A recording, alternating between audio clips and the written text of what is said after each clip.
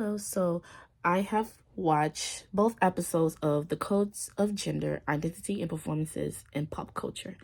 Episode 1 and 2 of The Codes of Gender, a documentary featuring cultural critic Shali, explore how gender identity is constructed and performed through advertising and media, drawing from sociologist Irving Goffman's theory. And the documentary examines the ways in which masculinity and femininity are portrayed as socially scripted performances rather than inherent biological traits. Episode 1 was advertising and construction of gender.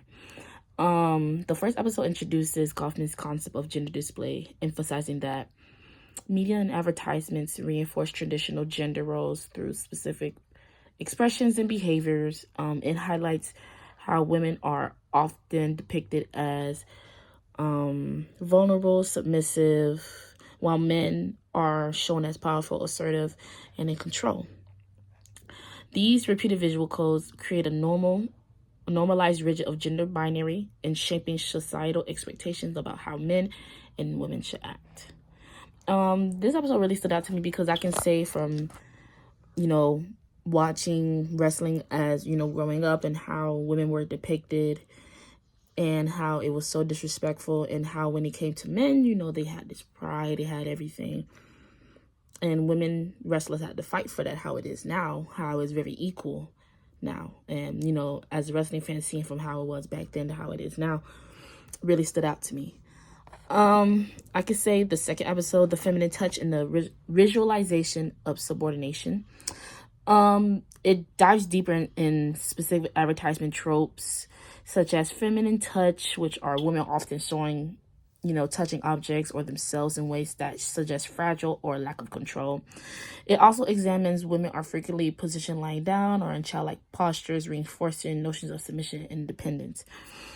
As for the men, are depicted standing tall, engaging directly with the world, showing that authority.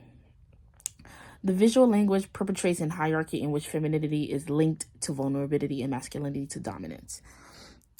I can say this episode was really, honestly, because seeing how it is back then to how it is now, even I can say when it comes to movie posters, back in the day, how like the man is standing tall, the woman is lying down sexually, she looks helpless.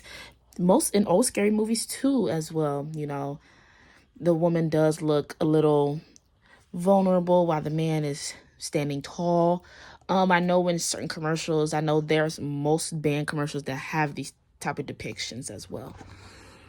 These episodes honestly provided a complete context of how media reinforces traditional gender roles and shaping cultural perceptions and individual identities.